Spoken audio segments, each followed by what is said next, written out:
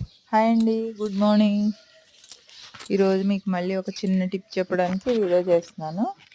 మన గార్డెన్‌లో ముద్దబంతి పూలైతే ఈ యెల్లో కలర్ భలే అందంగా ఉన్నాయి. ఒకటే ప్లాంట్ వచ్చింది. కానీ ఫ్లవర్స్ అయితే చాలా వచ్చాయి.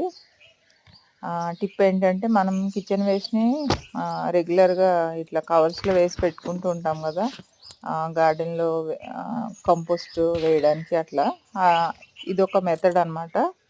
ఏం లేదు, కవర్‌కి ఒక 4, 5 హోల్స్ పెట్టేసుకొని మనం ఆ కిచెన్ వేస్ట్ దాంట్లోనే ఉంచి అట్లనే దాన్ని క్లోజ్ చేసి ఇట్లా పాట్స్‌లో గానీ, గ్రో బ్యాగ్స్‌లో గానీ ఒక సైడ్‌కి పెట్టేస్తే దాంట్లోంచి లిక్విడ్ వస్తూ ఉంటుంది కదా!